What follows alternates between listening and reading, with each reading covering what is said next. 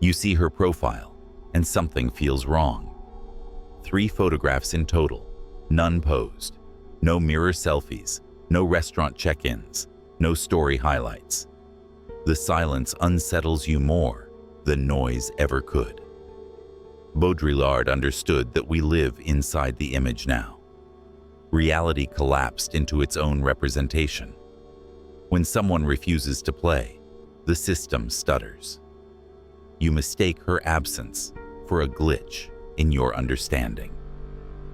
Modern dating taught you to read signals like stock tickers. Post frequency equals interest. Story views confirm desire. She gives you nothing to decode, no breadcrumbs to follow. The attention economy promised transparency, but delivered only performance. You scroll past women who document every meal and mood. Their feeds feel complete, indexed, knowable from a distance. Then her name appears, with no recent updates. The void where content should be becomes its own message. Baudrillard called this the precession of simulacra. The map preceded the territory until the territory vanished entirely. She never drew the map, never offered the simulation. You are forced to encounter her directly or not at all. This is not a strategy in the manipulative sense. It is boundaries expressed through architecture, not explanation. When she declines to broadcast herself, she enforces scarcity, not artificial scarcity, but the original condition of human connection. You learned to swipe through curated selves like a catalog. Each profile promised pre-vetted compatibility, risk-free exploration. Her absence from that system reads like a refusal. It is a refusal, and refusal is the basis of selection. The women who post constantly give you a throne of judgment. You sit above their content, scrolling, evaluating, discarding. She never built that throne, never invited you to sit. The power dynamic inverts before the conversation even begins. Masculine sovereignty depends on your ability to choose with intention. But choice requires difference, and difference involves concealment. When everything is visible, nothing holds weight or consequence. She withholds the simulation and returns the weight to the encounter itself. You mistake this for playing hard to get. That phrase assumes a game with universally understood rules. She is not playing. She is living by entirely different rules. Rules you cannot reverse engineer from public data alone. Baudrillard warned that hyperreality would eclipse the real. The image of the thing becomes more powerful than the thing. Women who endlessly document themselves become their own documentation. She refuses that collapse, maintains the gap between self and sign. This confuses you because confusion is now intolerable. You were promised certainty through access to information. Dating apps trained you to audit before engaging. Her opacity forces engagement before the audit completes.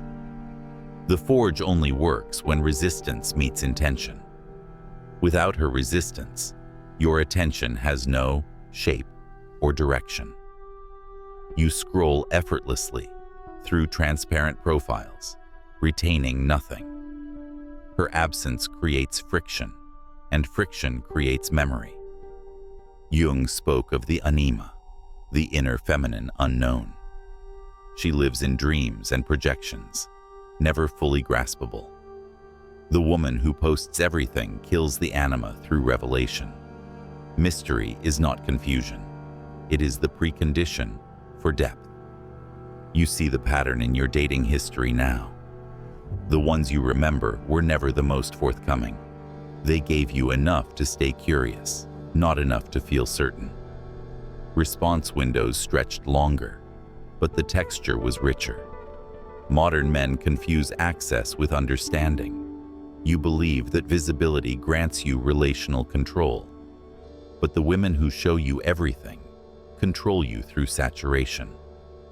They flood the channel until the signal becomes indistinguishable from noise. She withholds the flood, rations signal, and enforces quiet. You are not accustomed to quiet in the attention economy. Silence reads like hostility, indifference, or tactical maneuvering. Sometimes silence is just the refusal to monetize her own presence. Baudrillard argued that seduction operates through absence rather than presence. The more you reveal, the less seductive you become. Women who understand this instinctively protect their leverage. Leverage is not manipulation, it is the preservation of choice. You swipe past her again 3 days later. Still no new photos, no updates, no signals you recognize. The algorithm should have filtered her out by now. Instead, she lingers like a question you cannot stop asking. This is individuation, presenting itself in digital form. Jung said the self only emerges through what resists integration. She resists your attempt to categorize her. The discomfort you feel is growth knocking at the threshold. Most women compete by broadcasting more aggressively. Better angles, sharper filters, more frequent proof of value. She competes by withdrawing from the competition entirely. In a game of visibility, invisibility becomes the only differentiation. You tell yourself she must be hiding something: insecurity, age, a partner, or some disqualifying trait or history. But the women who post constantly are hiding far more than they let on. They hide behind the avatar, the performance, the edited highlight reel. Her refusal to perform is not concealment, but honesty. She offers you the unmediated encounter, or nothing at all. This terrifies you because you lost fluency in an unmediated encounter. You learned to relate to images, not the humans who cast them. The shadow holds everything you refuse to acknowledge: your need for control, your fear of rejection, your impatience. She activates your shadow by denying you the usual crutches: no profile to analyze, no content to predict her responses from. Nietzsche said the will to power is the will to overcome resistance. Without her resistance, your will has nowhere to direct itself. You atrophy in environments of total transparency and compliance. She forces you to become worthy of the opacity she maintains. You finally match with her and exchange a few messages. She replies thoughtfully but never immediately, never predictably. You recheck her profile, hoping for new information. The same 3 photos, the same refusal to narrate herself. This is where most men disengage, frustrated by ambiguity. They return to profiles that promise easier decoding. But easier is not better, and transparency is not intimacy. Intimacy requires risk, and risk requires incomplete information. Baudrillard saw that seduction died when everything became exchange. You trade compliments for nudes, attention for validation, and time for outcomes. She refuses the exchange model and offers no straightforward transaction. This makes her ineligible to the market, but magnetic to the individual. You realize the women you dismissed as low effort were something else. They were not failing to compete. They were refusing to compete. The refusal itself is the filter, weeding out men who need performance. Only men comfortable with uncertainty survive past the first week. Her absence from social media is her first boundary test. Can you tolerate not knowing her every thought and location? Can you build attraction through conversation instead of surveillance? Most men fail this test before they even recognize it as one. Dating dynamics shifted when documentation became the default. The woman who opts out signals self-possession and discretion. You either trust that, or you move on to someone more legible. Trust is the scarce resource now, not attention or availability. She does not need your validation because she does not seek mass validation. The woman posting thirst traps needs the crowd to confirm her worth. She confirms her own worth through private standards you cannot audit. This independence reads as arrogance until you understand it as integrity. You have been taught that desire requires proof. Post stories to prove you are social, and photos to prove you are desirable. She desires without needing to prove she is desirable. The loop closes inside her, leaving you outside its validation circuit. Baudrillard said the obscene is what leaves nothing to the imagination. Pornography, confessional media, the oversharing influencer culture. Obscenity kills desire because desire needs distance to survive. She restores distance, restores the tension that makes desire possible. You start to prefer the mystery over the clarity you used to crave. The women who show everything leave nothing to discover. Discovery is the core of masculine engagement, the hunt made meaningful. She gives you something to discover, session by session, layer by layer. This is not about female withholding as punishment or power play. It is about maintaining the self as a coherent private reality. When you broadcast constantly, the public gaze fragments you.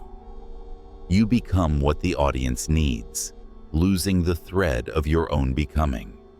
She protects that thread by keeping it offline. You either earn access to it through presence, or you do not. No shortcuts, no profile deep dives, no mutual friend reconnaissance.